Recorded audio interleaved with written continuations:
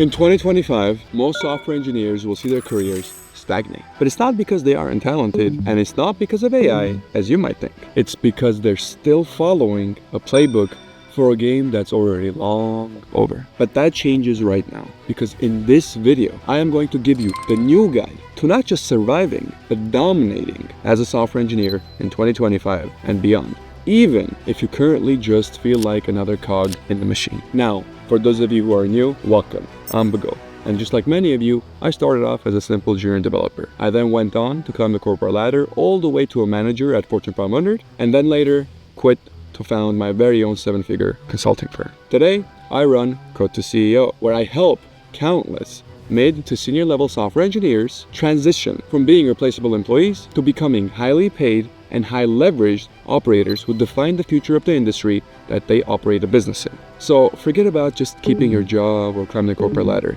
and let's get straight into how you can dominate 2025 and beyond as a software engineer.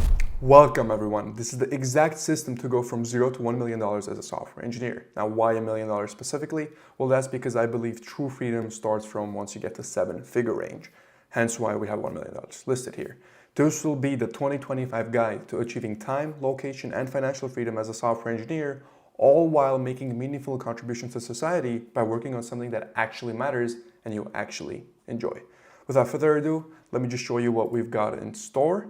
Let me make this tiny bit smaller, place myself right there, zoom out. So this is what we're going to cover the entire thing. And then at the very end, stay tuned until the very end, I'll give you the entire roadmap that you need that essentially will be a summary of everything that we talk about.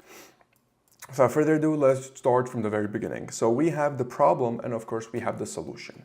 For us to jump into the solution, to kind of understand how we're going to start a business, why we're going to start it in the first place, and what we're supposed to do as a software engineer, we first have to understand the problem. More specifically, we have to get acquainted with AI's impact in society and what our society is really going to look like within the next few years, or I should say even decades, and what I'm already seeing now. So this is, I don't even know how long, hours on top of probably days, if not weeks, of pure research that has gone into this. And this is coming from my personal experience as a 7-figure business owner utilizing AI in my own business. This is coming from talking with other business owners, other people in the same exact space in other industries, and really just a culmination of as much knowledge as I was able to essentially just acquire up until this point, whether through my own knowledge, through my own brain, or other people, leveraging other people. So without further ado, let's get straight into what we're going to be discussing. I'm going to make this tiny bit smaller, so hopefully you can still see me. There we go. But we're going to be talking about a few things. So we're going to be talking about the rising competition and why happiness is declining. So this is why software engineers are working more hours, earning less, and actually feeling worse. We're going to talk about the IQ bottleneck that is being presented. We're going to talk about what I call the leverage loop, the Diploma Delusion, race to the bottom, political polarization, universal basic income, the two-tier architecture, we'll talk about following the money, and of course, last but not least, we're going to end it with only the paranoid will survive. First and foremost, let's talk about the rising competition and declining happiness. You've probably already seen this, but in case you haven't, let me tell you about it. So, most people will expect life to get easier with every new invention, and this was relatively true throughout the history, right? You had the Industrial Revolution, then you had the Internet Revolution, and so on and so forth. Every decade or so, life got a little bit easier compared to the previous decade. But for the first time, actually, graphs tell a very different story. So the World Happiness Report, at least the one in 2024, shows that the average life satisfaction score for specifically 15 to 24-year-olds in US, Canada, Australia, and New Zealand has fallen by 0.7 points on a 10-point scale since 2012. Okay? For reference, that's not a small drop. That's like going from an A- to a B, if we're talking about it in terms of a grade. But just to show you what it really looks like on a global scale, you can see most of, well, pretty much almost all of North America, right? We have Canada, we have the United States. If we look at the points, we can see a decrease. So happiness has decreased in these areas, Canada especially, right? But the United States as well, most of Latin America. If we take a look at Europe, we can see some European countries had an increase, but Scandinavia, which used to be essentially the happiest countries in the entire world, has seen a decrease alongside some of the Western European countries, UK included, are seeing a decrease as well. As for the rest of the world, we can see general increase, but for the main powerhouses, right, in terms of North America, alongside Scandinavia and a few of the Western European countries, we are seeing a general decrease. And this is actually for a very good reason. Specifically for the United States, right, we're seeing something even more surprising. So Americans aged 30 to 44 now rate their lives lower than seniors do, which has not happened before. The United States now has what's called two essentially unhappy valleys instead of the single midlife dip that we usually see. And money pressures with the way economy is now only makes things worse.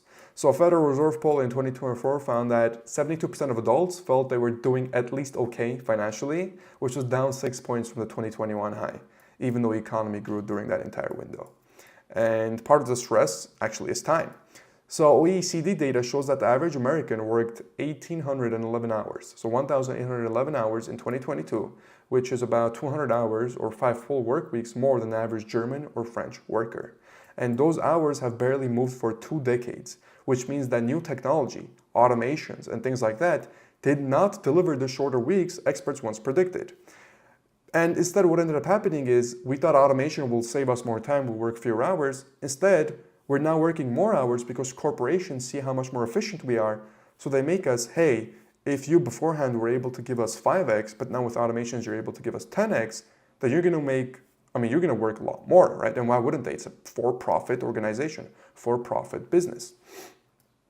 And on top of that, wages have not really kept up with any living costs, especially in some of the Western and Eastern states in the United States.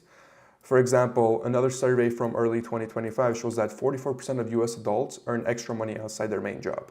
And among millennials who are now in between 29 to 44, that share jumps up to 66%. So 66% of adults in the United States have what's called essentially a side hustle to be able to pay for rent, medical bills, or debt. It's not like they have these jobs for fun, right? So the constant grind erodes free time for friends, family, and sleep, which are the 3 pillars that researchers link strongly to happiness. What a part of the reason why 4 out of 5 developers are currently unhappy and why we're seeing the most unhappy people that we've ever seen, especially in the United States, right? On top of everything that's happening, finding a job is becoming even harder. So a joint study by DDI and LinkedIn looked at 4,600 tech hires in 2025. They found that the average candidate now faces 6.4 interview rounds, up from 5.2 the year before. So you as a software engineer, if you want to go to the 9-to-5 route, you are going to have a harder and harder time despite all these automations and despite all these promises that, oh, now the menial tasks are being taken care of, right? On top of which, many firms added an online coding quiz before a human even reads your resume, right? So just extra steps to make the process even harder. Financial Times puts the typical hiring cycle now for about 45 days or potentially even longer for senior engineers. For reference, a senior engineer back in 2019-2021 era, any job they would apply to, they would probably instantly get it, just like that. And this long processes mean weeks of unpaid preparation work and anxiety for you, right? And all these pieces form together to form a very unique puzzle. You're working more hours, your pay is flat, in some cases you're taking a pay cut, you have extra gigs, hiring is slowing down, all while basic living costs continue to go up. So young workers feel it first because they carry the student debt and face high rents. Early midlifers feel a double squeeze, childcare bills and often sick or aging parents. And when both valleys complain at once, national happiness scores continue to sag and go down, which is what we're seeing right now. And the numbers tells us that the problem is not laziness or lack of gadgets, as people might say, oh, the new generation doesn't work as hard or whatever the case. It is a system that raises entry bars and workloads faster than it raises well-being. So if we take a look at the world happiness scores by age group, comparing 2010 to now 2024, we can see pretty much every single age group went down, except for 45 to 59, they stayed roughly the same, and the seniors ended up actually becoming slightly happier. But 15 to 24 took a hit, 25 to 29 took a hit, 30 to 44 also took a hit. And part of this, interestingly enough, specifically we're software engineers, and this is where you really have to pay attention because now we're getting into more so the AI nitty-gritty stuff. It's what's called the IQ bottleneck. So for most of the last century, people took comfort in what's known as the Flynn effect, which states that average intelligence quotient, which is IQ, increases across time across developed countries at a rate of 0.33 per year. So average IQ scores rose about 3 points each decade And this is a result of many things: better food, healthcare, and schooling. And many experts assumed that this climb would last forever. However, it did not. So Scandinavia keeps detailed draft board records, and those records now show a reversal. So they compared people, conscripts born after 1975, who on average are showing 2 to 7 points lower than those born earlier. Norway, Denmark, and Finland all report the same drop, confirmed by later US studies. Now, why do we care about Norway, Denmark, and Finland? Because in terms of food, healthcare, and schooling, they are ranked at one of the top. I believe the top in terms of schooling, healthcare, and food. So this matters because modern desk jobs are only going to get harder, not easier. 30 years ago, a sales analyst spent hours copying numbers into spreadsheets. Now, a dashboard pulls that data in seconds, so the analyst is expected to forecast trends or build AI models. 30 years ago, the skill stack they needed is completely different to what they need now. In fact, now it's a lot harder for them, right? Machine-graded math tests, AI code review bots, and real-time monitoring tools have erased many quote-unquote easy tasks that people could just do. And what remains sits further to the right of the bell curve. So if we can imagine the bell curve, let me go ahead and draw it out for you. So if we can imagine the bell curve, back in the day, most of the tasks that people were doing, right, even people in tech, were sitting around this portion. So you had a lot more people that were able to do those tasks. But now with AI and automation, more of the tasks that are sort of in this range are getting automated. So you have tasks that are now left in this type of ranges, right? So it's not necessarily that humans are becoming dumber, it's that the available jobs are requiring a lot more specialized types of people. So it's artificially shifting the bell curve right? What ends up happening is, well, now you need more specialized folks to do these specialized tasks. And keep in mind, you can't just create more specialized people, right? There's a reason the bell curve exists. Most people fall in this range. Very few people fall, let's say, in this range. But now what ends up happening is more jobs are shifting to this range, whether we want to or not, due to AI taking care of the quote-unquote low IQ or medium IQ type of tasks, right? And while all of this is happening, you have college degrees being handed out every year, right? And it only goes higher and higher, especially for CS. So in the US, universities grant more than 2 million bachelor's degrees, 5% of which are CS degrees, and that number is actually increasing. So this year we'll probably see 6%, next year probably 7%, which is up from the 1.2 million being handed out in the mid-1990s. And degrees keep stacking, but if our raw pool of high IQ talent is no longer growing, then the result is simple, right? It's just simple math. More diploma holders chase fewer high complexity roles. So if all these jobs now are being taken by AI, and we have just this part of the bell curve left, right? And we have more and more people being flooded into the market with bachelor's degrees, well, now there's more competition for these specialized roles, okay? Whereas before, people could have gotten roles in this section, well, now those sections don't exist. Those roles don't exist because AI is going to take over. So employers add tests, take-home projects, and longer interviews to sift through the pile and get essentially the most qualified people, right? And people feel the squeeze as what's called credential inflation. The shrinking tail has other effects as well. Companies that cannot find ultra high enough, able workers, they raise the pay for the few they do hire, increasing income gaps. And firms that cannot pay top rates invest in automation to replace missing talent, which loops back into job threats for average workers. So you see this happening right now in tech, where senior devs specifically are being not forced, but mandated to use AI tools. So vibe coding tools such as Cursor or things like that. And teams are cutting developers. So you now have essentially one senior doing the work of, let's say, 5 people. Whereas before you would maybe need 1 senior and, let's say, 4 juniors. Now you would get away with 1 senior and maybe 1 junior for the same exact, team because of AI now. So governments try to fix the mismatch by encouraging even more schooling, but extra years in class does not manufacture intelligence. In fact, what we've seen is actually lowers it, right? They only raise debt and delay entry into paid work. And several policy thinkers propose a different path. They say, okay, well, we identified the high aptitude teens early on and flood them with resources while offering practical training programs for others. Now, this sounds harsh because it becomes, okay, then some people are going to get an overwhelming advantage over others. But countries such as Singapore and South Korea are actually already doing this to strengthen their academics. And another idea that people are proposing is, well, cognitive enhancements, drugs, brain training, and even gene editing. But all of these are, well, experimental and also controversial. So all in all, what the future holds with regards to the IQ bottleneck is we're going to see more and more menial jobs being automated, right? So artificially, the bell curve is going to shift right, and we're going to have more jobs that require highly specialized people. And we're going to have a lot more degrees, we're going to have a lot more bachelor's degrees, we're going to have a lot more competition for these few jobs that are left over. Which means if you have more competition, the chances of you getting these jobs are going to be lower and lower as time goes on. So if you thought getting a job now is hard as a software engineer, you can completely forget about it in about 5 to 10 years, right?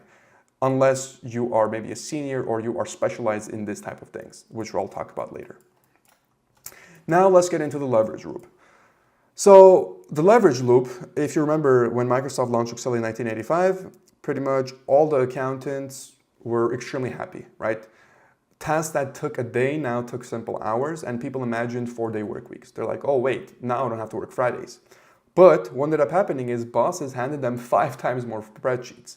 And that loop still runs to this exact day. So GitHub's 2023 experiment placed 95 professional devs on coding tasks. Half used Copilot, the other didn't. Their completion time fell by 55%, and they reported feeling about 4 times more productive. Yet, their take-home pay did not double or even quadruple in this case. Why? Well, because the firm just raised the bar, right? And the economy policy charts this exact same pattern. So since 1979, US labor productivity, so how much value a worker creates per hour, think of it that way, has grown about 3.5 times faster than the median compensation. So what we see happening is, even though the logical thing would be, oh hey, if automation, if I can be more productive, I'll work less hours, right? If in 1 hour I can get 10 of something done, but if I can be even more productive and in 1 hour I can get, let's say, 100 of something done, and in a day I have to get 500 of something done, right? Now you would imagine, well, 500 is maybe a little too bad of an example. Let me actually, 100 is also bad. Let me do that. There we go. And in a day I have to get, let's say, 80 done, right? So this one would have to work 8 hours. This one would have to work 4 hours. You're like, okay, if I can be double, 2 times as productive, I'll only have to work 4 hours. Well, that's not really what's happening. Companies see this and they're like, wait a minute, if you can get me 20x, why don't you work the extra 4 hours? And now, instead of 80, I have 160x, right? Once again, capitalist society, you want more money. So this is why you see the discrepancy. So in 1980, and then as you go on, right, there was a little gap between how much value a worker was actually creating and how much they were getting paid. And that gap is only getting bigger and bigger. So look at that, the difference between the compensation and the productivity of a worker. So in essence, you're now working more for less compared to before. On top of, consider inflation and everything else that's happening right now, your money is worth less, you're working more, and on top of that, getting less compared to before, right? So this is completely just illogical from that perspective. It's not rational, right? And look how wide the gap is right now. Gap is only going to get wider. And the same exact story repeats in tech, okay? This isn't just for other jobs, it's also in tech. So the Bureau of Labor Statistics data shows that inflation-adjusted weekly pay for software engineers aged 35 to 54 has been flat since 2019, hovering around $2,500 a week, okay? It hasn't changed, even though the cost has gone so much higher, about double if not triple. During that exact same time span, right, code review tools, continuous integration service, and AI pair programmers have exploded. Teams now ship way faster, but quotas keep the same exact pace. You're seeing it with all the AI companies, Cal AI, right? And most of those, I believe it was Cursor, Lovable, and those companies. They're seeing immense growth. Teams are shipping way faster, but the quotas are the same exact. They're not changing. And the do more with less is now pretty much on everybody's table. That's what everybody's saying, do more with less. And this loop creates hidden burnout. Workers sprint to meet the new standard, celebrate, and then learn that the sprint is now the jog. The treadmill effect drains morale and blurs work-life line, right? And some engineers fight back by trying to move up the corporate ladder, negotiating for maybe profit share, trying to get a promotion, equity, or any outcome-based billing. And in response to this, agencies bill per feature or per business win and not per hour, and others automate their own role and spend reclaimed hours on side projects. But at the end of the day, what ends up happening is you have a growing number of people that now are not content with where they're at, and they are forced to do things on the side to compensate for what's happening right now. And keep in mind that if the median pay lags too far behind the output, average consumers lack the money to buy the extra goods necessary, right? So companies then chase a shrinking customer pool or seek foreign markets, and this feedback loops back directly into our loop, and it explains why big firms buy back stock instead of raising wages. It boosts the share price when demand is actually low. So workers now, especially software engineers, don't just need speed, they need leverage. Speed helps your boss, but leverage will actually help you. Because remember, you are not being properly rewarded for your productivity. And this is evidence of that. Okay? So let's go ahead and continue on. And when I say leverage, I mean leverage can be equity, royalties, personal audience, just ownership of reusable IP. Any type of thing that you can kind of escape the treadmill with, right? Because if you combine AI tools with your leverage, you can escape the treadmill. If you combine them without the leverage, then you are going to be the treadmill. Once again, even if you know how to use AI, this is what's going to happen to you in a 9-to-5 environment. You're going to be a lot more productive. Your pay is still going to fall behind. Okay, that's just the nature of how things are going to work. Now, let's talk about the diploma delusion. So for decades, people were told, get a degree and you'll be fine, especially software engineers. We started seeing that it's less and less true as coding boot camps started coming out, right? You would go to a coding boot camp for, let's say, 6 months, and you would be able to land a low 6-figure job. But that promise is long gone now. Student loan balances now exceed $1.77 trillion, and the average borrower leaves school owing $30,000. And many mid-career borrowers owe far more because interest snowballs. Federal dashboards show that people 35 to 49 in that age range, carry $576 billion in debt, the largest slice, and an average balance near $44,000 per person. So if we look at the US student debt by age group, we can see that those aged 35 to 49 have the highest. So this means that people paying loans as they save for their kids' college, okay? So those in the 35 to 49 slot are paying loans while they're saving for their kids' college, right? And the root problem is that degrees and intelligence are not the same. Just because you get a degree does not mean you are intelligent. Intelligence in a broad sense is the capacity to think, reason, and solve new problems. Schooling can polish the skills, but it does not create them from thin air. And in many cases, it actually hurts them, which is what we're seeing right now. And all employers really care about is not necessarily your degree, but about real capacity. How much value can you really bring them, right? So when everybody has a degree, the signal obviously weakens. In 1970, 11% of US adults held a bachelor's degree. Today, about 38% of them do. And you've probably seen this yourself. Many entry-level jobs now list master's preferred even when tasks have not changed. You've probably seen this in software, especially when, let's say, a new software tool might come out and there'll be like 5 years of experience needed for that specific tool, even though that tool has literally been out for, let's say, a year, right? And this spillover lands on wages and morale. So 52% of recent 4-year graduate work jobs. So 52% of recent 4-year grads work jobs that never even required a degree in the first place. I know actually a few software engineers who could not get a job and ended up going into ventures that did not even require a degree. So blue collar work. And if you're a software engineer, this means you have more and more competition per role per year, even though the demand isn't necessarily there. Strictly due to what we talked about here, right? The diploma delusion, but also the shift on that bell curve. And each year you have new juniors entering the workforce, but most junior positions are either being automated by AI or being overtaken by a senior dev that is using AI. And what we get is what I call the race to the bottom. So in this entire time, with how fast software had progressed, right?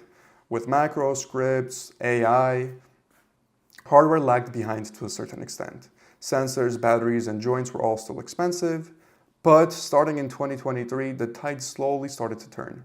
So Tesla's humanoid bot can now sort 4,680 batteries, so 4,680 battery cells at the Fremont pilot line, moving parts from bin to rack with suction grippers and balanced feedback.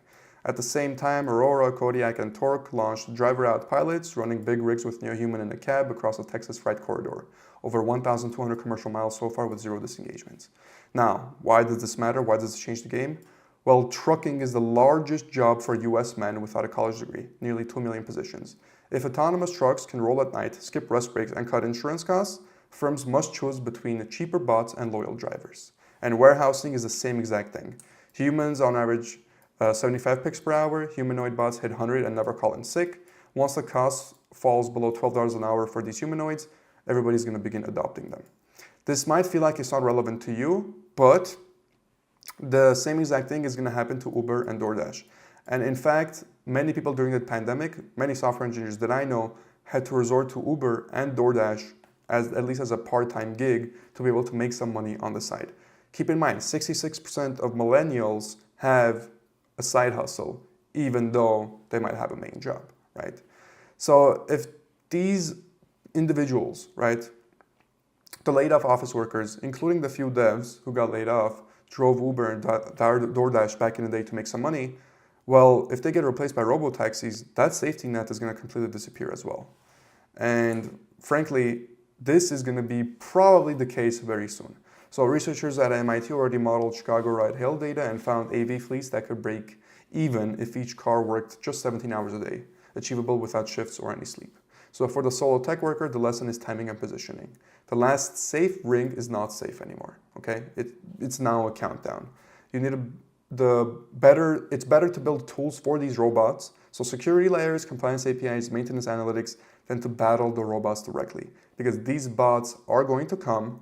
There's no point in arguing that. It's just a matter of when are they going to come, rather than an if they are going to come. But they are going to come.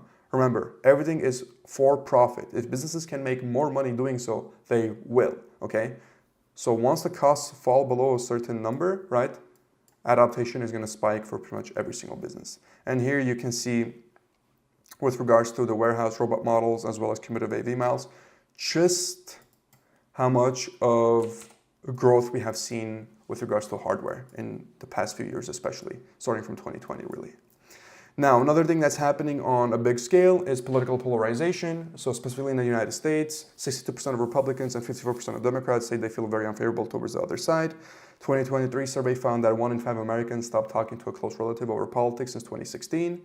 65% said they were exhausted, 55% said they were angry when asked about how they feel about politics. Now, why does this matter? Why are we talking about politics on a software engineering channel? Well, who's behind all of this? It's big corporations, right? You can see it yourself with social media, whether you're on X, whether you are on YouTube, TikTok, wherever you are. Even if you're dead in the middle of a political party, right? Even if you're neutral, if you spend enough time on these websites, you're going to end up on either side of the extreme because the algorithm rewards outrage, and outraged users stay longer on these platforms and click more ads. And since now you have AI, right, this is only going to get worse. You'll have more content made with AI. You can already see this happening. AI being used for such content politically, right? And you'll have more and more information essentially on these social media platforms, further increasing the political polarization and the divide between the people, right? Also, anxiety rises with education level, likely because educated workers also consume more news. So this is all going to lead to potentially what's referred to as a universal basic income, okay? Because we're going to have this divide, right? We're going to have our bell curve. So these jobs are going to be automated. We're only going to have these specialized roles, but we're going to have more and more people with less money and more competition for these roles, right? What's going to happen is people aren't going to be able to afford certain things because they're not going to be able to get these jobs. So what are you going to do with all these people who got laid off? Okay, all these people who can't find a job, who can't upskill and actually work these jobs, right? What are you going to do? You have to do something with them. As such, what's probably going to happen is universal basic income. So this was back in the day probably like something you would see in sci-fi. But since 2019, more than 100 US cities have actually launched guaranteed income pilots. So most offer $500 to $1,000 a month to a few hundred residents for 1 or 2 years. California scaled up 2 statewide pilots. One pays $1,000 a month to former foster youth, another targets pregnant women in low-income zip codes. Internationally, Finland ran a 2-year test with 2,000 unemployed adults. They got $560 a month, no strings attached. Why do we care? We are already seeing adaptation on the micro scale. And whatever the results are on the micro scale, it can be applied to a macro to a certain degree, okay? So these gradual rollouts are going to be unavoidable once the majority of people become economically unemployable. What do I mean by majority? Well, once again, the further this shifts to the right and the jobs that are available in the market become more and more specialized, if people don't upskill, they will not be able to compete, and as thus they will become essentially unemployable because AI and automations will take their jobs. So already in the tech sector, right, you're a developer watching this, unemployment in the tech sector is already up to 5.7%, which is higher than the national US unemployment rate of 4%. So you're seeing more unemployed people in tech as opposed to the average American, right? Now, I'm using America as an example because I live here, but generally speaking, whatever you see happening in the States, once again, the micro is going to apply to the macro. A lot of the world adopts what's happening in the United States, okay? Just like how all the states adopt what California is doing, most of the world is going to adopt what essentially US is doing. Of course, to a certain degree, I don't want to talk completely generalized. The key point here is just to make it, I want you to be on the same page as I am on this. The bell curve, right? More and more jobs will require people to be highly specialized because these ones, the easy ones, will get replaced by AI. So we'll have a lot more competition. That is why everything will cascade down from there. People will be on top of the polarization, on top of all these things. You'll see a universal basic income to be able to supplement all the people in here who cannot now get jobs because they're unemployed. Now, of course, I'm talking about 10, 20, maybe 30 years into the future, but I'd rather be safe than sorry. I'd rather be prepared for this, okay? What that will lead to is most likely a two-tier architecture, a two-tier society. So I want you to picture two tracks. On one, a thin elite steers ever smarter AI. They own data centers and invests in space or life extension research. On the other, the broad public receives a modest basic income, lives in 3D printed Tesla homes, and spends much of each day in immersive digital worlds. Now, this to you might sound like science fiction or some dystopian movie, but once again, I'd rather be safe than sorry, especially when I take a look at how the money is flowing, okay?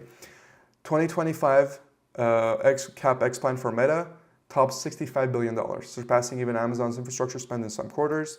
Much of that money funds AI superclusters and XR hardware, headsets, haptic gloves, spatial sensors. At the same time, IDC forecasts 24.7 million AR and virtual reality headsets shipped in 2028, triple-fold jump from 2023 volumes. Apple's Vision Pro sold out its first production run despite the $3,500 price tag, and when prices fall below $1,000, analysts expect mainstream adoption. Right now, it's a little too high ticket. It still got sold out. If it comes under $1,000, most people will buy it. Furthermore, housing costs push people towards smaller real homes. People can't afford homes even with six-figure salaries, right? Let alone making under six figures. So you're gonna see compact houses being sold for like $1,500, $15,000 for 400 square feet. And Tesla is doing this alongside a few other companies. So paired with solar and battery walls, these pods let owners live almost off the grid. You add in Starlink and a headset and location loses all meaning, okay? And monetization will reshape all labor. So you'll look essentially at virtual goods, so skins, emotes, branded spaces. They already produce billions in gaming. It's only going to get worse because if UBI covers basics, many users will spend digital tokens for status or fun. So what you'll see happen is the people who can't afford homes, the people who get sort of priced out of the economy, the people who have to rely on the UBI, they can't buy a normal home. For lack of a better word, their life's not going to be too great. They can only afford the basic necessity with their UBI. And once these stuff fall down to a cheap enough level, they'll probably just buy the VR stuff, get their $15,000 home, put that on land somewhere, live there, right? And just live in a virtual simulated environment. And just live in a virtual simulated environment because they'll probably be happier there than if they, let's say, lived in the real world.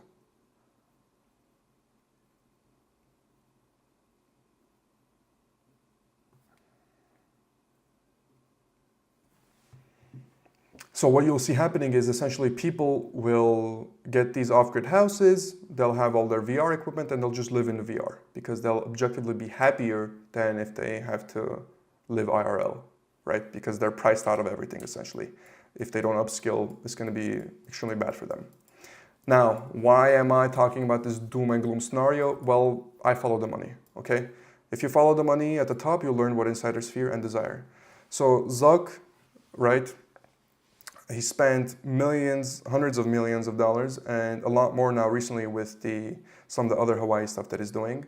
But he built a 5-bedroom house in Kauai Estate, right? Secondary villas and a 4,500 square foot underground shelter with blast doors and a food-growing bunker. Okay, he's not the only one. Public filings actually show that it uses hardened concrete and air filtration fit for bio-warfare defense. He's not doing that. He's not the only one doing it. Peter Thiel did the same thing in New Zealand alongside many other people in other places that you might have not even heard about. And recently, I think Bezos did the same exact thing. So you're seeing the ultra billionaires pour funds into shelters, into food growing stuff, preparing for what seems to be total apocalypse or like bio warfare type of thing, right? And at the same exact time, these same billionaires are pouring funds into AR glasses, humanoid robots, and brain-computer interfaces. You see with Neuralink, Musk's humanoid bots, and so on and so forth. And of course, Meta's Reality Labs loses billions every single year, but Zuck still keeps hiring, right? Sam Altman raised $7 billion for OpenAI, then launched a crypto project aimed at global identity verification, perhaps betting on a future where proof of personhood gains AI-driven prosperity. So both sides are being hedged. You have the side with the underground shelters being hedged. You have the side with the AI wonderland being hedged, right? One is civil unrest sparked by job loss, debt, or climate shocks. Another is geopolitical conflict. And underground shelters answer both of these threats, actually. So entrepreneurs can read these moves as market maps. They can prepare for it, but nevertheless, they should understand that bunker trends imply certain things, such as growth in off-grid power, water filtration, and secure comms, right? Metaverse bets imply demand for creator tools, avatar assets, and moderation AI. Dual-use tech like drone swarms that survey farms today and guard perimeters tomorrow. We'll see cross-funding. You'll see a lot of things happening. And the lesson is monitor where capital moves, okay? Monitor where the money goes, and then build picks and shovels for that specific cluster. So if billionaires pursue brain-computer links, EEG headset makers and neuroethics consulting will boom. If they join land-backed movements to gain local goodwill, firms that certify regenerative farming gain new clients. And keep in mind, most people will never be able to buy a bunker or a 10 million GPU supercluster. But understanding why the elite want them will help prevent the average citizens, will actually help the average citizens at least plan and get ahead to a certain degree. So macro signals guide the micro choices. Keep that in mind. This might be, of course, a little hard to follow, but once again, the billionaires know something that the regular people don't. They have more access to more information. They have a bigger network. They know what's going on across the world to a better degree than the average person. So if they are investing in these things, right, if they're preparing for biowarfare, right, and they're investing in the future with regards to AI, then they probably know something that we do not. So it's best that we also actually stay leveraged and stay ahead of these stuff. And I want to end this point by saying that only the paranoid will really survive. I don't know what's going to happen in the next 10 to 15 years. All I know is already when GPT came out November 30th, 2022, and I started using it in my business, it has been a very unique 3 to 4 years. And I've seen so much change already with AI, with life in general, that I have no clue where we're going to be 10 to 15 years from now. I can't fathom the level with which we're going to advance, okay? And we live at a very pivotal point. On one side of the pivot is the old ladder, right? We have the school, job, promotion, pension, and automation pretty much just completely destroys that ladder. The other side is the new safety net. So you have the UBI bundle with cheap housing and immersive digital worlds, but this one is not so desirable either. Neither side is finished, so life will feel unstable to you. Just know that UBI pilots grow every single year. Lawmakers in Washington want to make it happen. Illinois as well. And tech hardware is also moving in parallel now to software advancements. So whereas hardware was a little behind software, now they're moving in parallel, somewhat similar. And Apple aims to ship a lighter, cheaper vision headset by 2027, which means mass adoption. Meta plans smart glasses that look like Ray-Bans but overlay AR data. And when these devices cost less than a mid-range phone, daily wear will become feasible and, in my opinion, the norm. And bandwidth will also follow. Satellite networks such as Starlink will lower latency each quarter. By 2030, a rural shed could host a 10 gigabit workspace in VR. Now, work will not vanish overnight, right? You'll still have high skill roles. So robot ethics monitors, synthetic biology auditor, microfactory designer, very unique niche roles will arise, but access to these specific roles and access to people with top tier ability or network will shrink because everyone will have to choose either to retrain, go into entrepreneurship, or just live in a VR leisure. Most people will opt VR leisure, very few people will go into entrepreneurship, and you'll have essentially the second biggest batch going to retraining and try to get into those highly specialized roles. Now, the entire paradox of this is happiness. People are doing everything to be happy, right? And if real world agency fades, citizens may accept poor civic choices in exchange for dopamine hits and VR, as mentioned before. So the line between voluntary escape and digital sedative is extremely thin. For builders, so for software engineers, the decade ahead is wide open, right? Your hope lies in leverage. People who own equity, audiences, or IP can ride the volatility, and those who rent the hours will struggle. So if you can ride the volatility, if you have some type of leverage, you will be able to go through this entire shift that's going to take place without worrying too much. You'll have the funds to cover your basic needs, you'll have the funds to live the life you want to live, and you'll have the freedom to do whatever you want to do, right? You're not going to be tied down to a specific thing. So the mission is to move from renter to owner, right, before this entire pivot kicks in. And remember, this stuff that I just talked about will happen. It's not a matter of if, it's just a matter of when. I might be incorrect on the timing. I'm saying 10 to 15 years. It might be 20 to 30 years. But nevertheless, it will happen. You need to prepare for it, okay? So let's talk about the solution. And really, our only way out, or say your only way out of this situation, okay? And it's not too difficult, to be honest with you. It's a lot simpler than what we just took a look at, okay? It's composed of 4 things: identity, problem discovery, validation, and customer acquisition. So the solution will be entrepreneurship, okay? Now, if you remember the bell curve over here, there will be few people who will get these specialized roles, and to a certain degree, they might be happy, but nevertheless, it's still tied to a 9 to 5, so it comes with its own limitations, right? But if you are able to get equity, or at least rights to an IP over here, you're still just as good, right? But for most people, the option will be entrepreneurship. That is the general trajectory that people will go into. And that is also what humans, right, as creators, need to get into anyways. It's the natural sort of progress for a human, right? A creative individual. So let's talk about that. Let's talk about actually starting a business and how we're gonna go about doing that as a software engineer. But before we begin, there's a few things that we need to understand, okay? This isn't about becoming a founder for the sake of status or making money for the sake of making money so you can flex it or show people, look how much money I have. No, this is long gone now. Maybe you'll have people with short-term enough thinking this is still cool. Oh, I want to have a business so I can have a lot more money and buy cars and whatever and flex. Forget about that. This is literally right now an actual problem that we just took a look at before that you need to prepare for. So this is about taking control of your and your loved ones' futures and keeping it in your hands. Not your bosses, not a corporation's, in yours hand, okay? Not somebody else's. The goal is real freedom for you and the people who count on you so you can work on something meaningful you actually care about while making enough money to get what you want, when you want it, and how you want it. And thus, we need to familiarize ourselves with 2 simple truths. You already have what you need. What's missing is in resources, it's resourcefulness, and nobody pays to buy into your product, they pay to escape their current situation.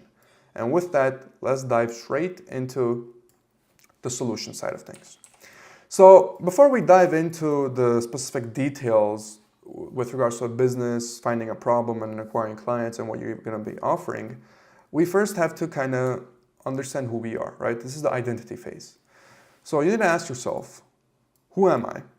What do I bring to the table and what do I focus on? Because at this point in time, you are no longer just a developer, right? The goal is no longer technical execution. The goal is to find urgent pain points that people will pay to remove, right? Nobody is going to hand you tasks on a Jira board anymore, right? You have to find the task yourself. You have to scrutinize which tasks are important, which are not. You have to figure out which tasks amount to 20%. You have to work on the 20% of the tasks that will get you 80% of the results, right? You have to figure that out yourself. So you have to take charge of your life. And in order to do so, I recommend 2 things to solidify your identity. Now, you might think, oh, why are we talking about this? This is cringe, this is cliche.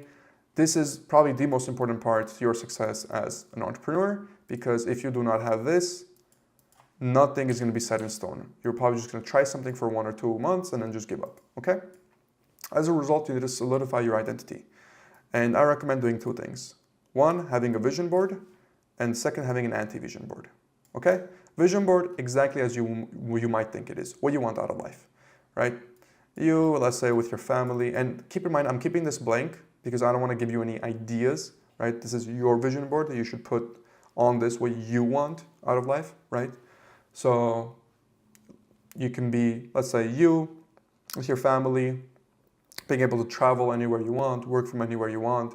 You're making a lot of money a month, a year maybe. You're able to help out communities, whatever you want, the ideal life you want to live, right? This is yours. If you want cars, add them. You want a yacht, add it. You want watches, add it. Any materialistic stuff, add it. It's your vision board. You do with it what you want. Then we have an anti-vision board. So if the vision board is the life you want to live, anti-vision will be the life you cannot afford to go back to, okay? So this would be being stuck in a 9-to-5 every day, right? Working for essentially peanuts, right? Making less money and being sad, okay? So this is everything that you do not want. This is everything that you fear, so to say, the life that you fear, that you cannot live. Reason I say this is because our brain is wired to avoid pain faster than it moves towards pleasure. And we need to use this as fuel because you're not trying to just succeed, you're trying to never go back, okay? So our goal, once again, isn't just about making a lot more money and being this cool entrepreneur. No, our goal is to never be a part of that statistic. It's to never be a part of the folks here that got replaced, the folks here that got laid off and now have to be supported by the UBI as well as the houses, okay? That's our goal. That's the life we cannot live. So our goal is to figure out either how we can be a part of this or even break that completely and become a part of this, right?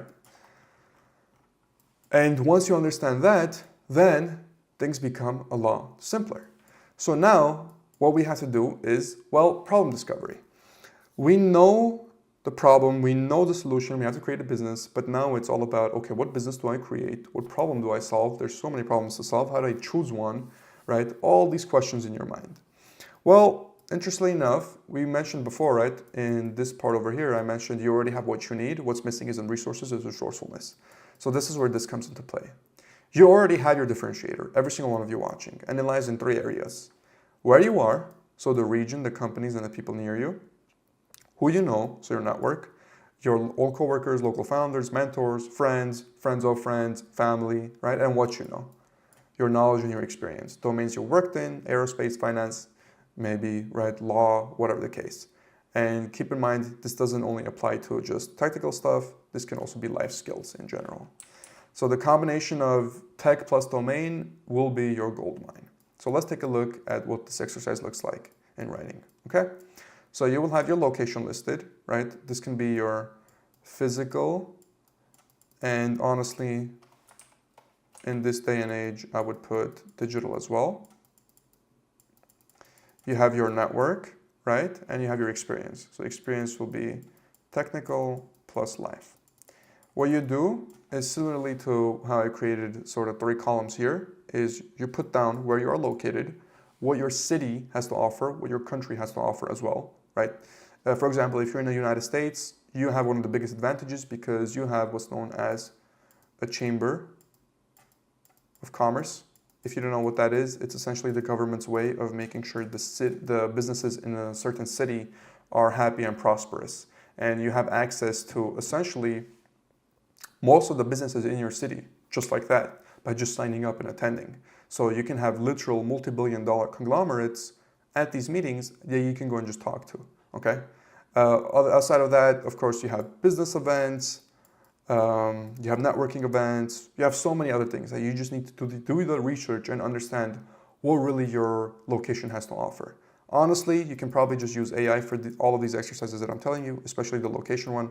Network one, you really can't. You have to know your own network. But the location one, you can definitely use AI for. You can even do probably a deep research, right? That's what I would recommend. Deep research.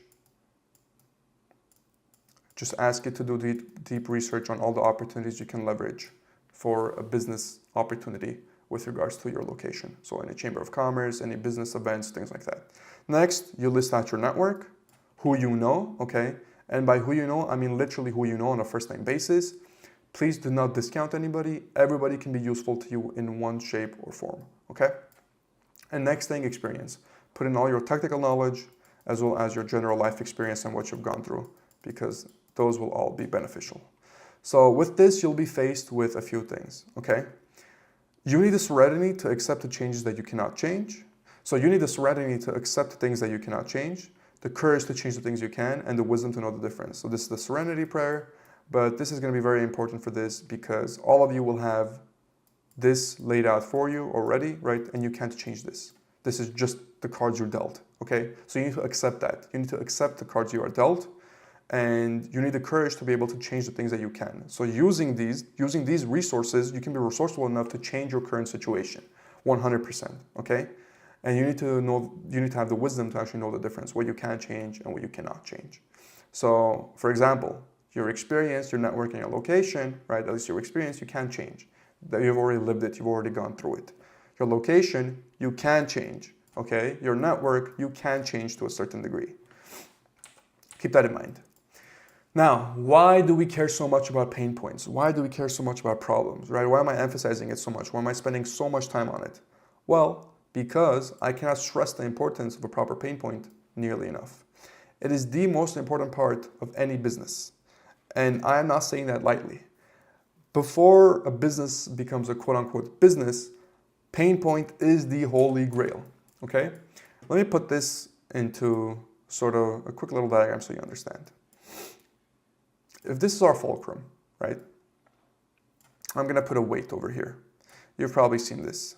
So Artemis, I believe it was, I forgot who said it, but it said, give me a lever long enough and I can lift the entire world, right? So this is our fulcrum point, right? But I want to emphasize the concept of leverage right now. So the longer this is, right, if I'm going to pull on it, the longer this is, the easier it's going to be for me, right? So how do I make sure that this entire thing is as long as possible? How do I do that? Well, that's the pain point. So depending on the pain point you choose, will literally determine how easy or hard the rest of your entire business is going to be, okay? So if you choose one specific pain point, let's say it's up to here, right? You choose another pain point that is a lot more painful and people actually care about it more, it might be here. You choose another one, it might be here. This is why it's so important. We focus and we find a proper pain point and we do our due diligence and we spend enough time on identifying the pain point, right? Because it is literally the biggest leverage that will unlock for us in our business. Now you might say, okay, Bigo, that's all and well. I have a bunch of pain points. How do I validate it? How do I know which one will give me the biggest leverage? Well, let's get to that. So let's talk about validation. You're probably going to be flooded with pain points and problems that you can solve. This is commonly known as what's called shiny object syndrome, and you'll begin seeing so many opportunities, you will have a hard time deciding which one to pursue. And internally, you will doubt your choices and think that the opportunity cost is way too much. And this is what's going to happen and this is actually what happens to most people. So they start off whenever they choose a pain point and they decide to get into business at this phase called uninformed optimism. So they'll watch a similar video or something like that. They'll be optimistic, but it'll be uninformed optimism. They'll get into the business, they'll realize, wait a minute, this is actually a lot harder than I thought it was, or there'll be a lot of knowledge that they're not sure about. They'll feel dumb or they'll feel imposter syndrome. Now they're at informed pessimism. And then they'll hit rock bottom, valley of despair. When things don't work out, they believe they failed, they believe they wasted all their time. At this stage, they'll be met with a choice. Either they quit take on a new venture and go at it again, or they push through and succeed. Okay? So the reason we want to validate a pain point is so that you don't consistently go to phase 1, 2, and 3, hit valley of the despair, and then move on to the other pain point again. And then just keep repeating this and wasting your time forever and ever. We want it such that right off the bat, the pain point you choose, you get to this and you push through and succeed because you're confident in it. Okay? So let's talk about how we're going to do that. I have this checklist. It is the pain point checklist. It is composed of core questions and supporting questions. The core questions all must be ticked. If any are not ticked, then the problem is simply not worth solving. And for supporting questions, at least 70% must be ticked. So whatever pain point we have in mind, whatever pain point we come up with, we have to ask ourselves these exact questions. So first and foremost, is the pain or the problem painful enough to demand a solution, right? If the problem isn't severe, the target audience won't be motivated to pay for a solution.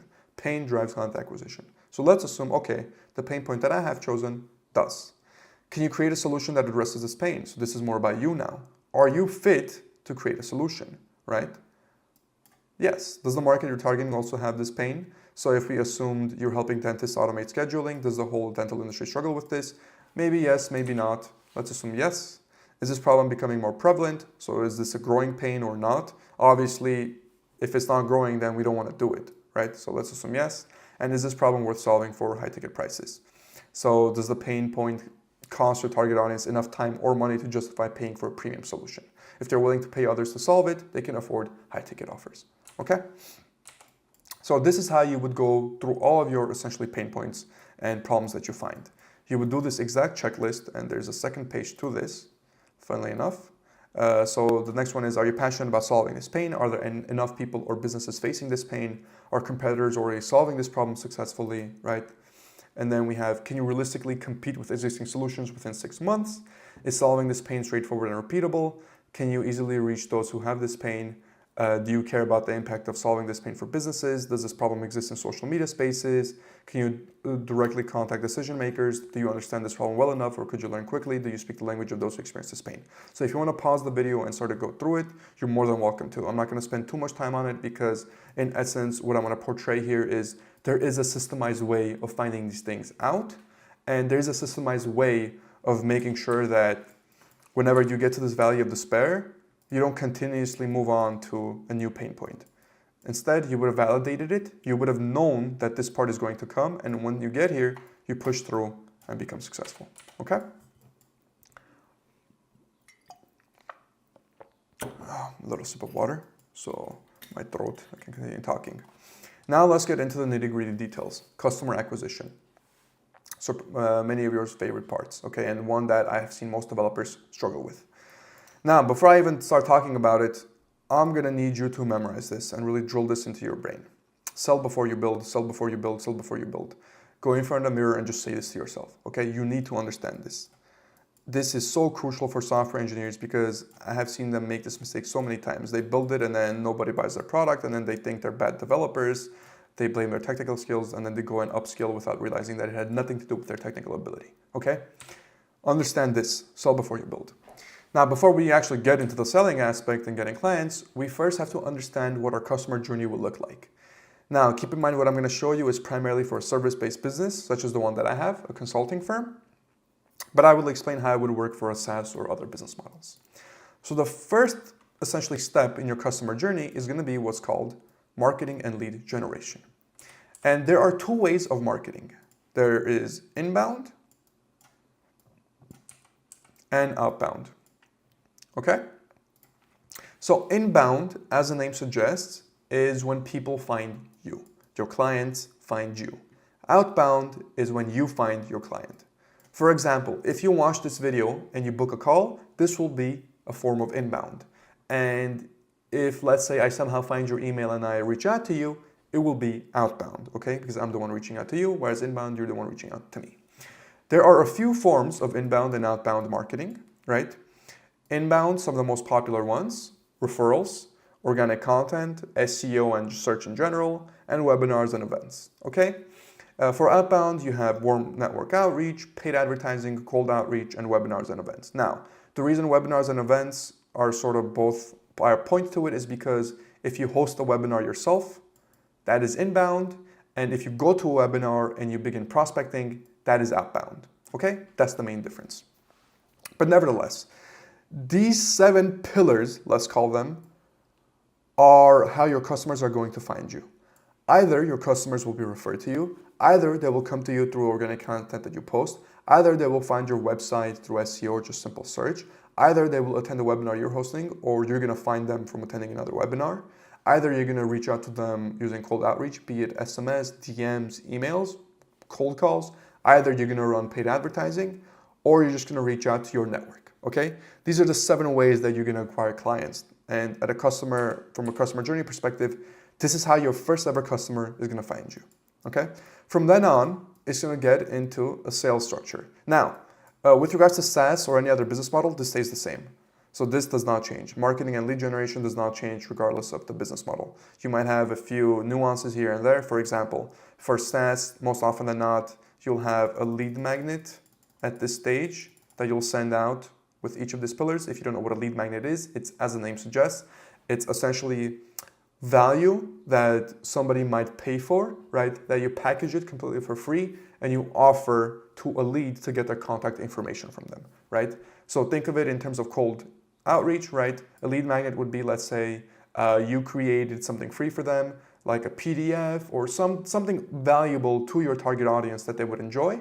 And for them to get it, you can give them a call to action, right?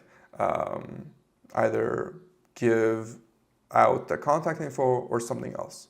Same thing with organic content. You can create organic content and have a lead magnet, such as a PDF you're presenting, something of that sort, just something of value to your target audience where they will be more than willing to give you their contact details for the lead magnet, right? To download it or whatever.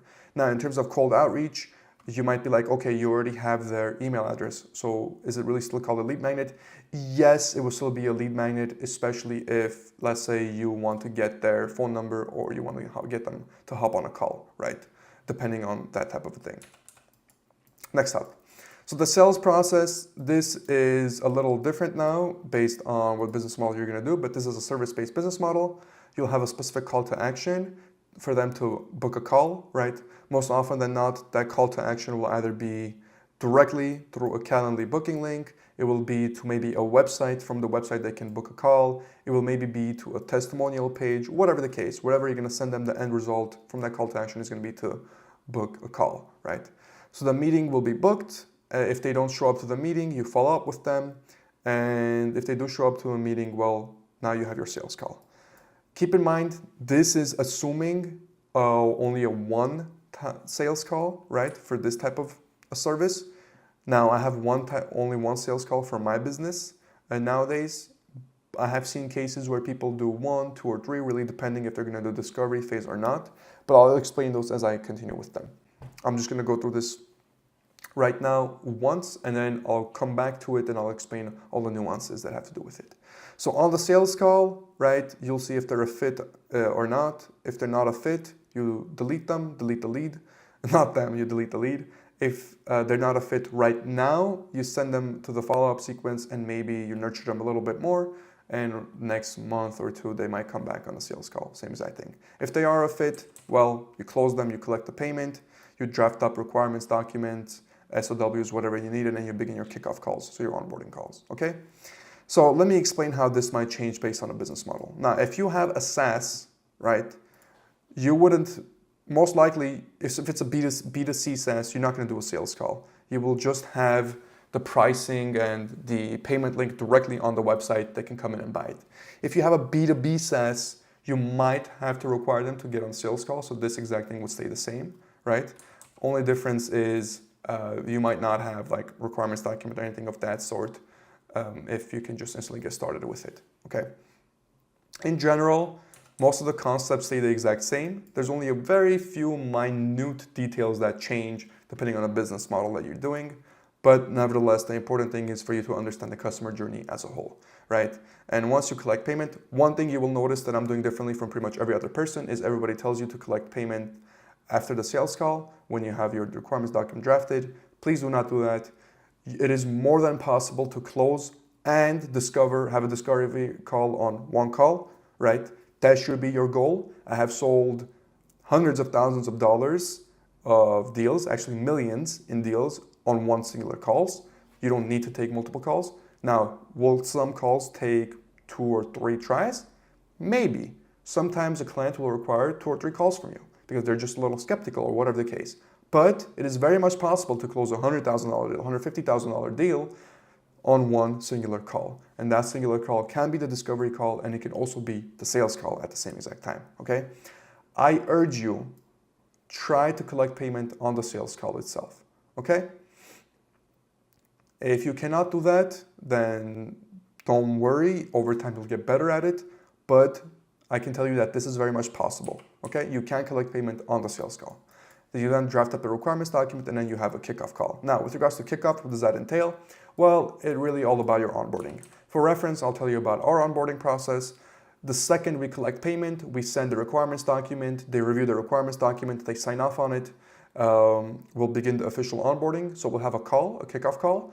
Well, we'll have a timeline set out based on the requirements document, how long everything's going to take, and we'll run them through how the process is going to work. So we're going to decide, are we going to have weekly meetings? Are we going to have bi-weekly meetings, right? If so, who are we going to have on the meetings, right? Are we going to need to have any of the founders or the CEOs of the company, or is it just the project team, right? Are we going to have cameras on or off, right? Are we going to use Zoom? Are we going to use Teams? What are we going to use? So we tailor everything to our customer, right? To our client. They decide on everything. How often we're going to meet, who we're going to meet with, are we going to have cameras on or off, and what we're using to meet, okay? And if there's anything else that they would like, we do that as well. But that's essentially how it starts, and based on that, based on what gets decided on the initial kickoff call / onboarding call, right, the rest of the fulfillment process takes place.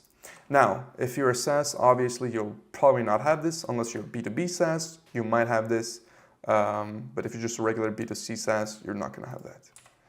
Alrighty. Now, let's get into really understanding client acquisition, okay?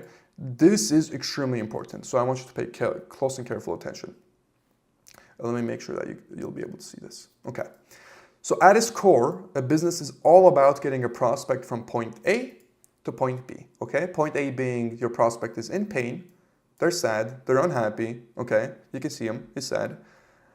To a point where they're not in pain and they're actually happy, referred to as point B, okay?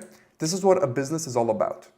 Literally the only point of a business. It's all about your customer, it's all about your client.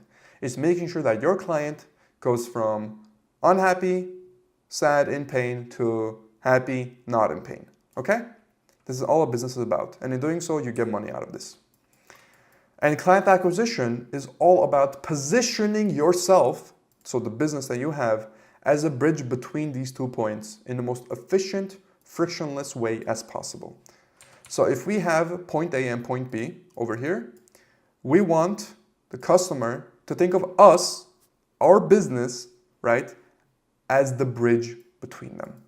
So this is what client acquisition is about. How well can you essentially describe to your client or showcase to your client that you are this bridge? So if your client can see you as being this bridge, right, and can see it in the most efficient and frictionless way as possible, then you're good. They'll give you the money, right? If they can't, they won't give you the money. This is all client acquisition boils down to, okay? It's literally just this. If you can understand this, it is all you need to know about, okay? Because remember, this bridge has nothing to do with your product, what you're selling, what you're offering, nothing. This bridge can be made out of wood, can be made out of whatever the case, steel, right? As long as there's a bridge, that's all they care about. They don't care how the bridge looks, who designed it, who the architect is, how many pounds it is, none of those details. They just need a bridge to be able to cross from point A to point B in the most efficient and frictionless way as possible.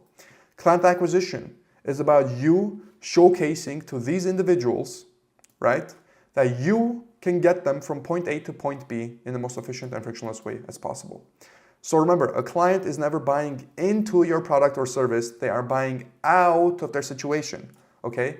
And if you can showcase to them that you are their out, that hey, I can get you from here to here because I am this bridge, that's all you need to do. So let's talk about how we're gonna do that. This is just kind of summarizing what I was already talking about, but one thing I do wanna add, client acquisition and client retention are essentially like the second most important parts of the business, right after pain points, right? With our customers, you don't have any money to scale, pay your team, or literally do anything else. And as a startup founder and CEO, you are going to be extremely busy, okay? You're gonna have a lot on your plate. Marketing, sales, product development, market research, all those things. Sure, you might have AI to help you and maybe a business partner to take on some of your workload, but nevertheless, you will have a lot on your mind in the early stages of a business, okay? So this is why when we're talking about this specifically, right, how we're gonna go about doing this, it's extremely important that we focus on the 10x tasks when it comes to client acquisition. So let me break this down for you. When it comes to running a business, right, you have high priority tasks, medium priority tasks, low priority tasks, and recurring tasks. So 80% of business is all about recurring tasks. It's just waking up every single day and doing what it is you have to do, okay? Admin work, whatever it requires of you. The other 20% of business is balancing low priority, medium priority, and high priority, okay? We need to make sure that all the time we spend is mostly dedicated to high priority tasks. What does this mean? This means that, for example, creating a cool website for your business isn't a high priority task, at least not in the beginning. What is a high priority task? Well, getting some cash flowing. In other words, getting clients.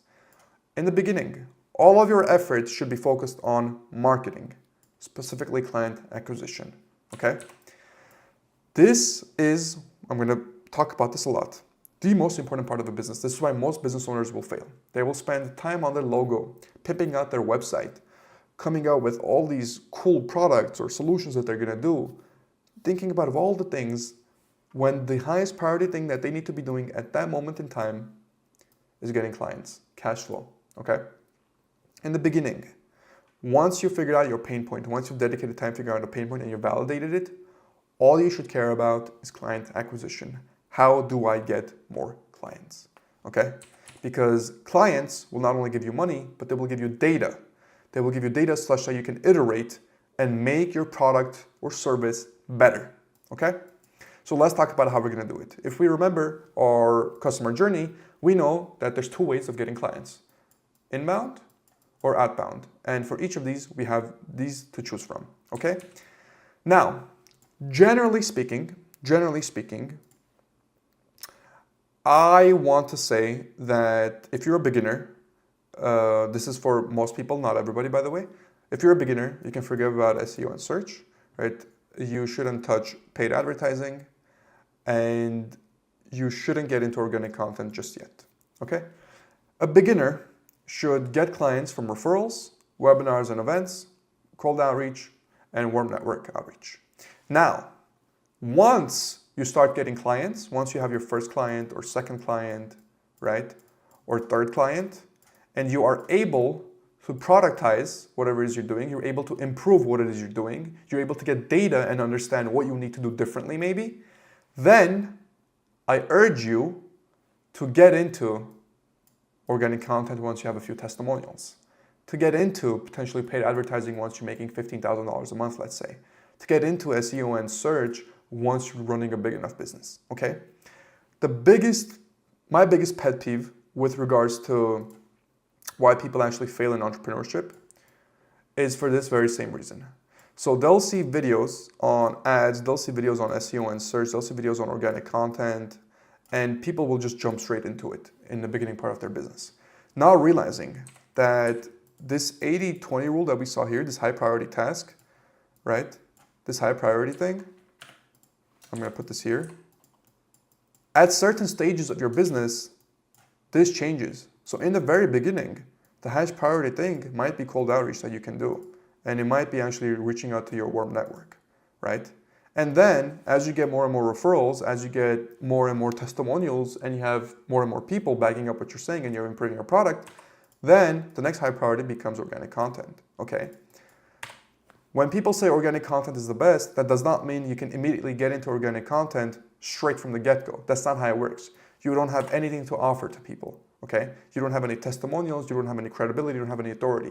Could you make it? Could you be successful? Yes, to a certain degree. But is it the highest ROI thing you can be doing as of this moment? No. The highest ROI thing you could be doing as a beginner is to, in my opinion, warm network outreach, cold outreach, webinars and events, and referrals.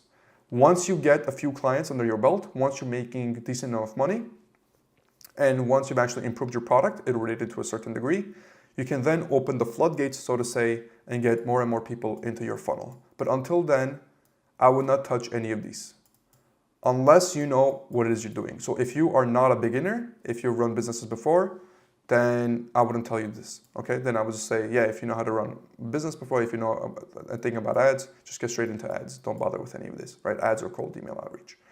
But if you don't know how to do that, then you should not get into it. So with that, I'm gonna give you a few examples of high converting cold email templates. Main reason being is because I have found cold outreach to be my personal favorite, first and foremost. Let me see where that just disappeared to. There we go. So I have found cold outreach to be my favorite one, specifically cold emails. Reason being is because the ROI is insane on them. They teach you about copywriting, so which is a very important skill. It is actually fun to a certain extent, and it's infinitely scalable.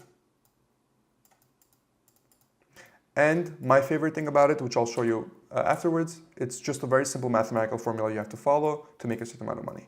So let's take a look at the cold email templates that we have. This should be page 1. Let me click on this. So what I'm going to do is go through different cold email templates and kind of tell you why they worked, who they were for, and what you can learn from them, okay?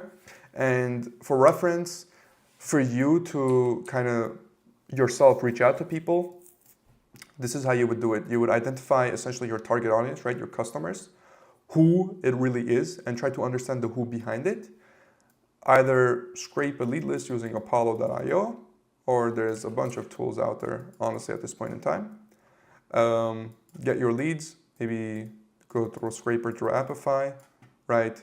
Once you have full-on leads, you would then use software such as, say, Instantly. I don't want to get into the technical details right now because you are software engineers. This stuff will take you 5 hours to just kind of become a master at. Hence why I don't want to get into the technical details of it. But if you do want me to, I can make a completely separate video. Just let me know in the comments below. I can do that. For now, I just want to give you the actual knowledge that you need to get started. So let's take a look at some high converting cold email templates. So for this one specifically, this was a business brokerage for M&A services, mergers and acquisitions, right? This one had a 65% open rate and an 18% positive reply rate, which is really good. For reference, average is usually 30 to 40% open rates, if not even lower. Positive response rates really depends. 35% is like, 5% is considered somewhat decent, okay? So this one specifically says, forgive me for being direct, but I have a partner in city interested in purchasing said company. Would you be open to hearing their offer? If so, what does your calendar look like for a short call, right? Very quick, to the point. Pay careful attention to the subject, just numbers. Had a 65% open rate and a 18% positive reply rate. Now, why did this work? Why did this specific cold email work? Well, it's simple. It's very high authority. Why is it high authority? Well, the subject line, literally just numbers, right? Asking for price, essentially. You have, forgive me for being direct, but I have a partner in city interested in purchasing said company. Action. The partner is right now in their city and they're interested in purchasing the company. Would you be open to hearing about their offer? Meaning they already have an offer ready to go. If so, what does your calendar look like for a short call? So if I open this email and I see this, this is literally as little friction as possible. They already have somebody in my city. All I have to do is just say, yes, hop on a call, talk, hear the offer, I like it, I do it, I don't like it, I don't do it, okay? Next up. We have some digital publishing, co-working, partnership one. Let me get my eraser out and I think it's here, there we go. Start erasing these ones. So this one had an 81% open rate and a 59% positive reply rate, which is crazy. So this is extremely good. Keep in mind, a lot of these also have to do with the lead list that they had in the first place. So most often than not, they probably didn't just go on Apollo and scrape a bunch of data. They most likely spent real human hours on collecting very specific leads and making sure that these people are part of their ICP. So this is another very important thing that I just want to go on a little tangent with. Whichever type of outreach you're going to do, especially if it's outbound, right? This is how you're going to start initially. You're probably going to get into cold outreach or warm network outreach, either one. You want to make sure that when it comes to selling, you have a good list of who it is you're selling to. So ideal customer profile, your ICP. And you really want to spend time dedicating to those people and finding out who they are. Because just as important, it is just as important to not sell to people who shouldn't be your client, just as it is to sell to people who should be your client, okay? So with that sense, let's take a look at this one. So digital publishing co-working partnership one. So subject line, first name, I believe they left something out. Probably a hi or a question or something like that. Hello, first name, let me actually just remove that. Co-founder of Innovative Magazine and Digital Publication for Entrepreneurs. I'd like to offer your members 3 months of free access to our magazine. If you're interested, we'll also feature on our partner pages. Thank you. Could we hop on a 10-minute call? So a few things happening. First and foremost is identifying who. So if I open this email, I'm thinking who, why, what. Okay, so who it is, instantly answered. Why, there we go, that's our why. I'd like to offer you your members 3 months of free access to our magazine. Okay, so that's their offer. And if you're interested, we'll also feature on our partner page as a thank you. So this is sort of like their real lead magnet, quote unquote, because being featured means more eyeballs, which potentially means more leads can see them. Okay, so this is a combination of the why and the what, actually. There we go, and the what. So they want to make money, right, of being featured in their magazine. So they're giving them 3 months of free access. And the other guys are winning because guess what? If they're featured on a partner page, they'll potentially get more leads out of it. It's a win-win situation for them, at least for the first 3 months. Until then, and if they do get leads out of this, well, they can just pay for the 4th month, 5th month, which means the person sending out the email wins. So this is a very good tailored email. Let's move on to the next one. Let me erase this really quickly. Take a sip of water too. Give me 1 second. So this is probably my favorite. So this is for email deliverability. Okay, seems to be an email deliverability consulting firm, specifically for the B2B market. And then subject was issue with the domain. So let's say this would be issue with code to CEO. I would most likely open this email because I would either expect it to be from, let's say, Google or Squarespace in this case, since they're the ones hosting the website. So I would definitely open this email just to see what it's about, right? And once again, 86% open rate and 33% positive response, insane. So I ran a quick check on code2ceo.com's domain and spotted a delivery issue. Your SPF, DKIM records may be misconfigured. That can shove good emails into spam. I recorded a 2-minute loom showing the problem and the exact fix. Okay, so in this specific case, that's the lead magnet, their goodwill.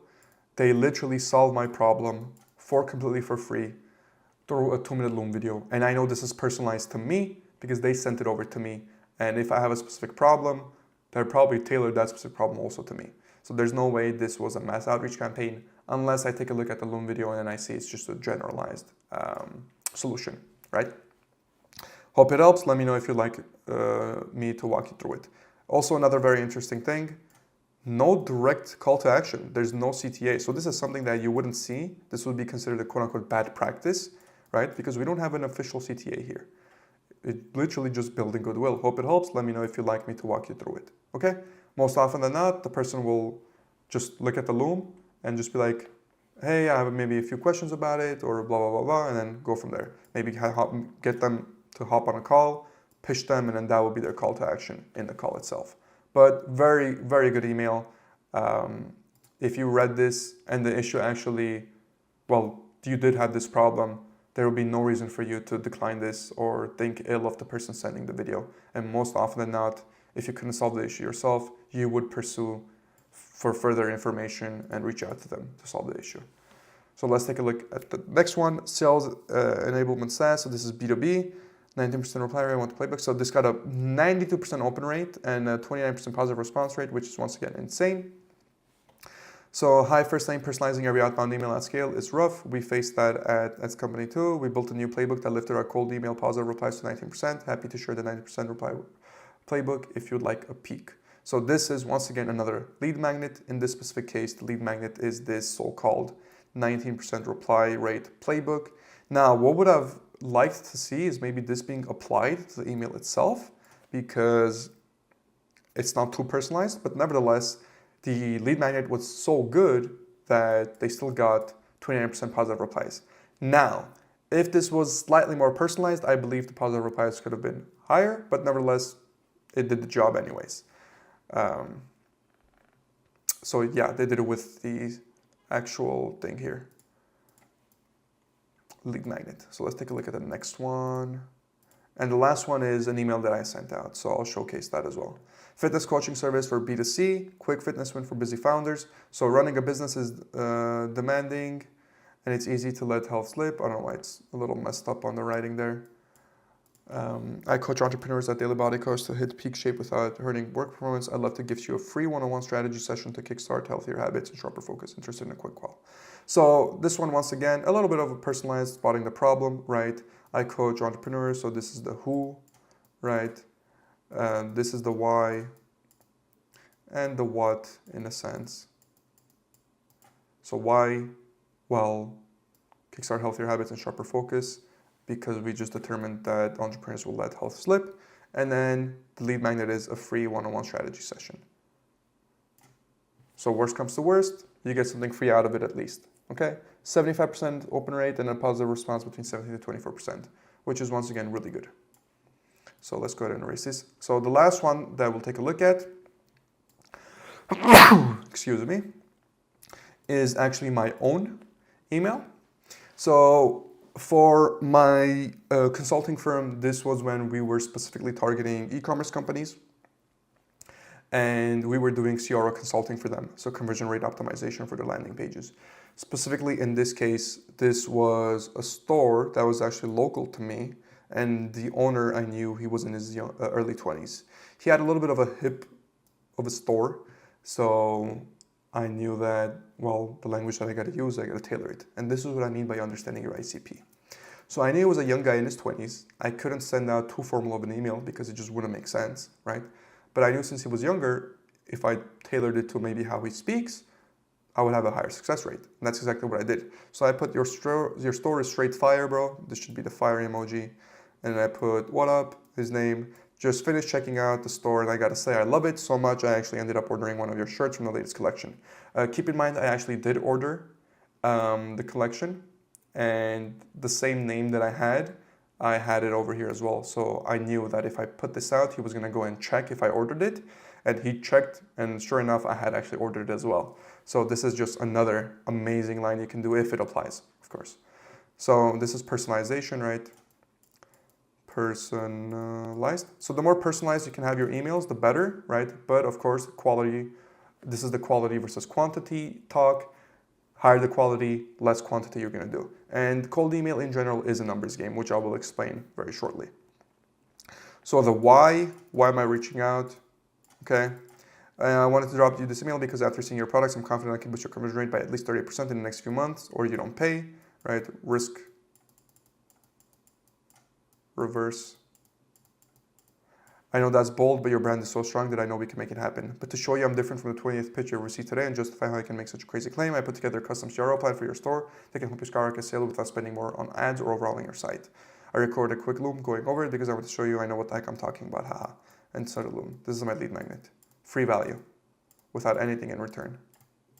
Okay, and also another thing this does is it raises my credibility, also my authority, because it shows what the hell I'm talking about, right? And that I know it. Oh, and if you're wondering if I got any proof, I recently helped another client increase their conversion rate by 45%, boosting monthly revenue from 50K to 100K in just 3 months. So there's that.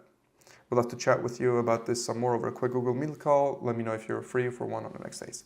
And then we have our CTA, right? And then we have more credibility here. So this is what made this email really good. For this specific one, I had 78% about open rate, and I believe a 22.5% positive reply rate. I made multiple six figures from just this campaign targeted to e-commerce folks. But I did spend a lot of time on personalization.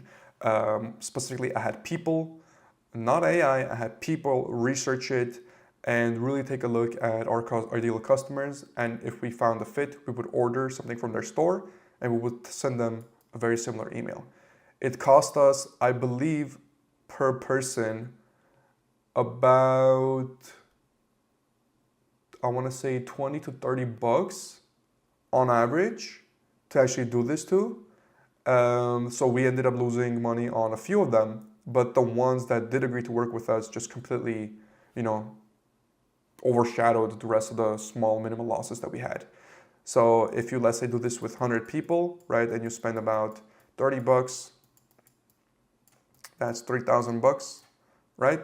Even if you get one client out of those 100, right, and you charge, let's say, 15, 20 grand, so we'll do 20 grand minus the 3K, plus let's say the cost for all the email stuff, I'm just gonna assume 1,000 a month.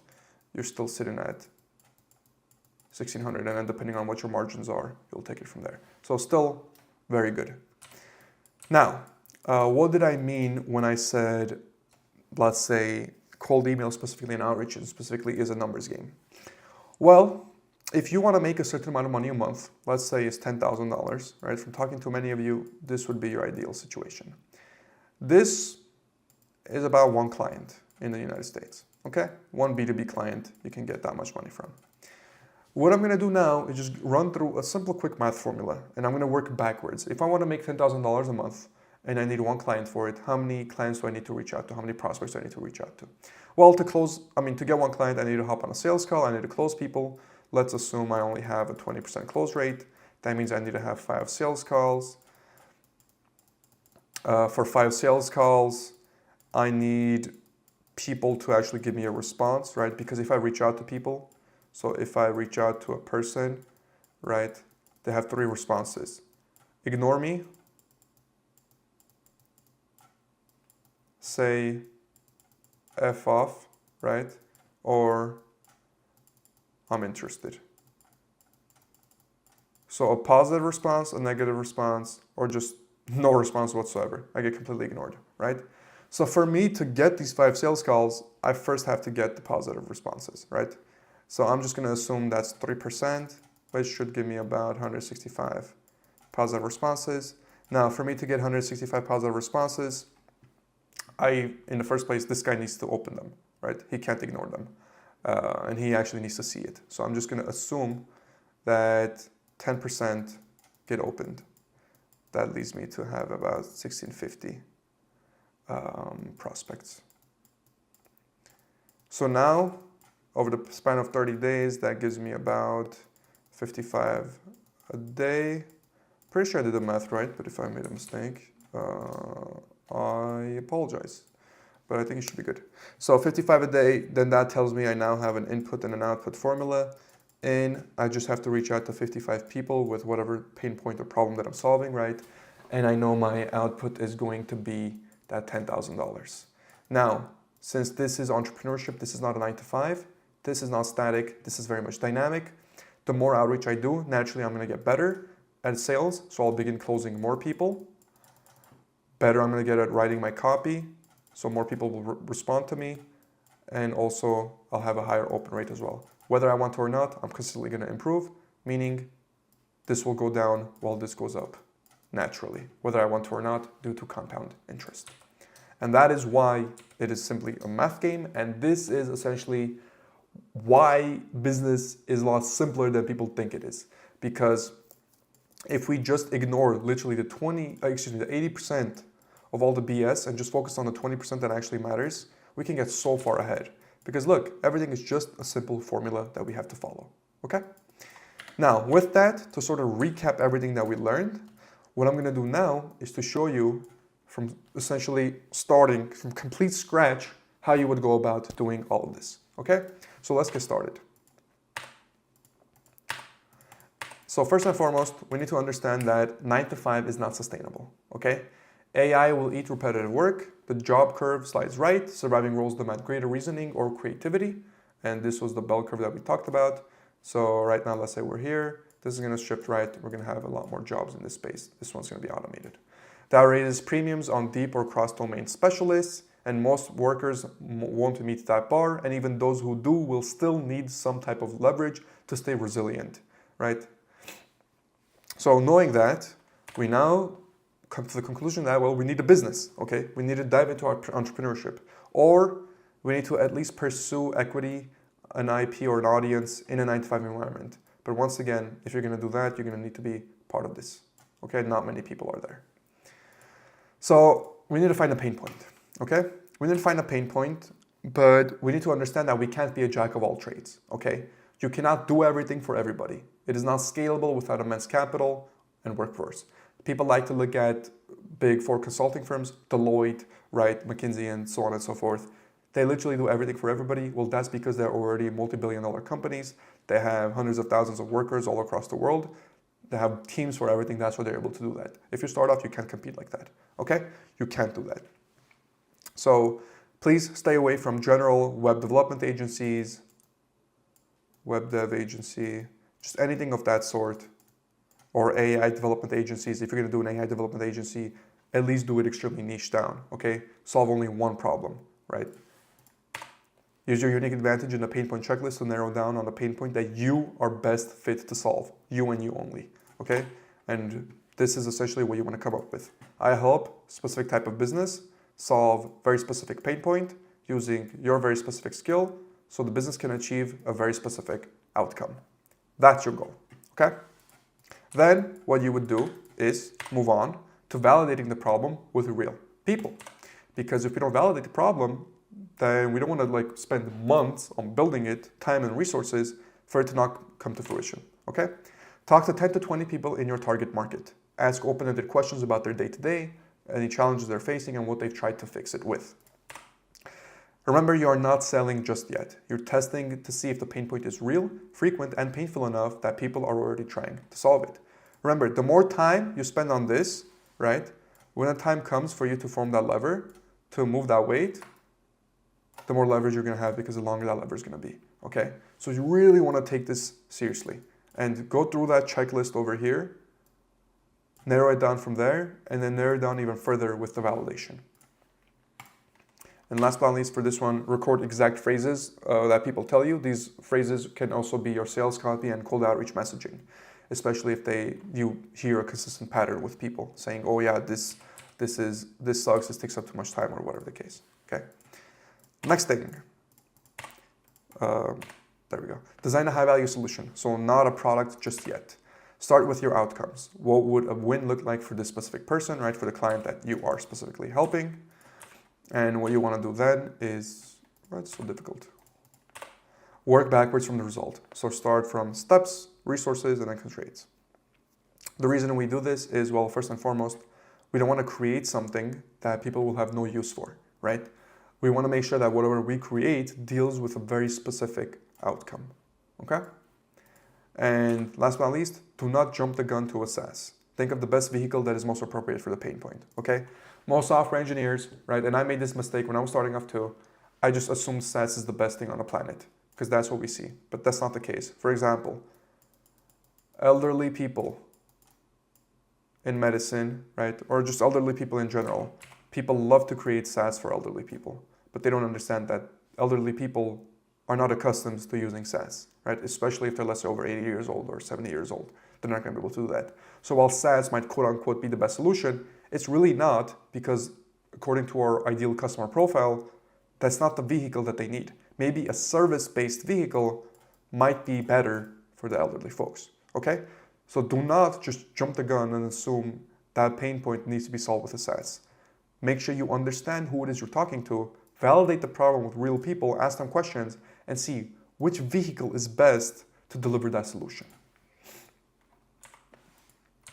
Next, I gotta highlight this one, you already know.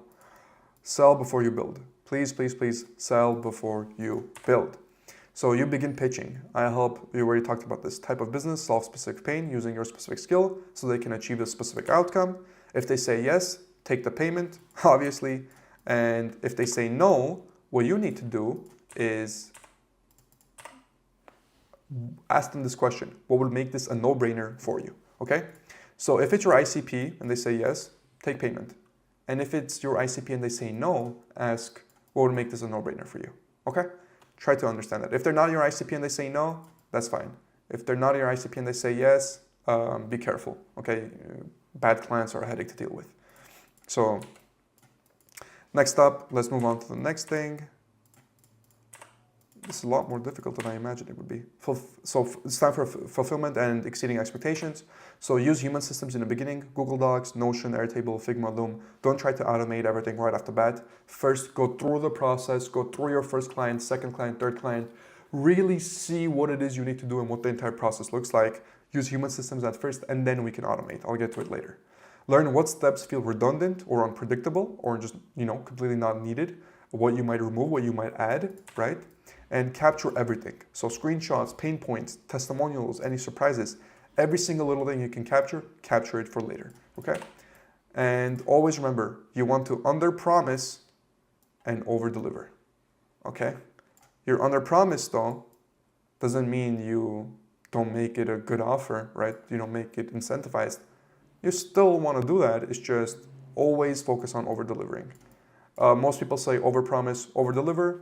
That's also another way to think about it. But in general, I have found that beginners, when I hear overpromise, they really tend to overpromise and they can't really fulfill. So for reference, just go with regular underpromising and of course always over-delivering. Next thing, let's talk about SOPs, so standard operating procedures. Now, once we have talked with more and more people, now we can get into SOPs and we work with more people, we know what structure looks like. So outline every single task in your customer journey, because remember, yours might be different. Find where time bottlenecks or actual handoffs create specific friction. Build internal SOPs. So if you ask yourself, if you had to hire someone tomorrow, could they follow the exact SOP and learn how to do what it is you need them to do?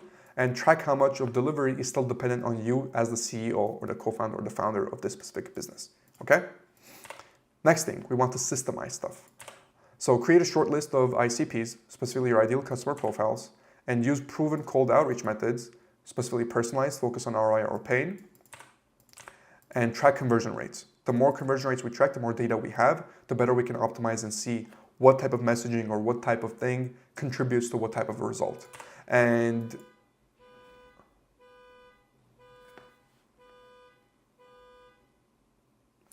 once we do that, we can now turn this into a full-on, full-fledged client acquisition system. We can begin our organic inbound, right? So organic content, and we can begin a content flywheel. Case studies, posts, leads, credibility, okay? For reference, this is what I am referring to. Let me go up over here. Initially, remember we were doing this. So we did this for our first few clients. Once we got that down, we now set up proper systems to not only systemize this, but also from this, lead on to organic content and potentially other things if we want to branch out later, okay? But initially, you want to play with as few of these as possible because each of these takes their own time and focus and commitment.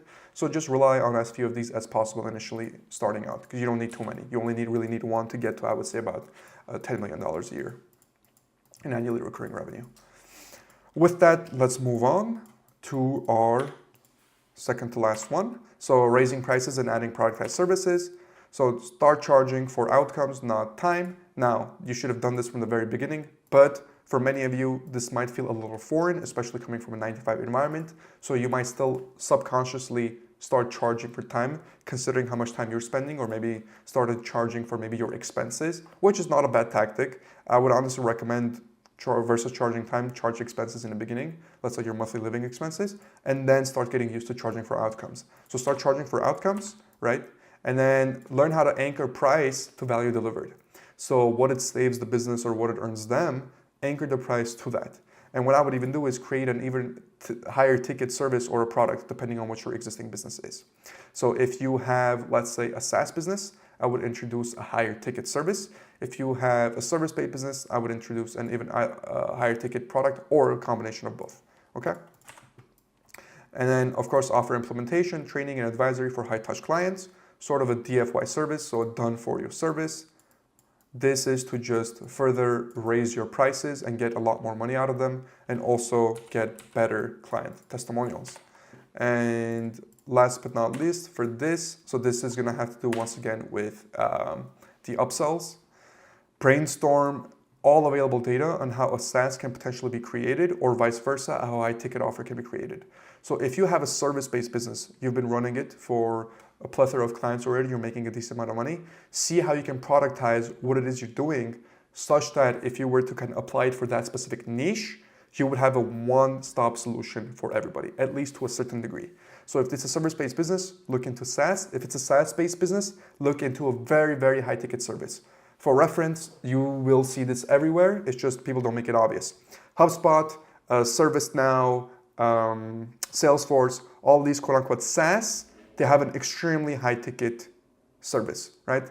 And for, let's say, Deloitte, for this type of service-based companies, they have a very high-ticket SaaS that they offer as well.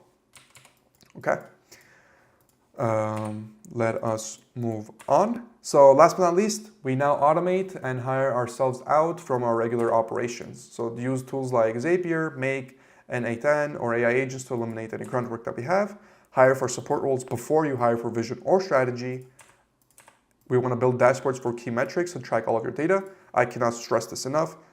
I have a data analytics consulting firm. Please track your data. This is the most important thing. If you don't know what you are, doing, this is the best thing to do. Whatever you measure, right? You know what effects it has on what it is you're doing. You know what 20% of the tasks, lead to 80% of the results. If you don't track your data, you don't know what this is. So you'll waste a lot of time and money for no reason whatsoever.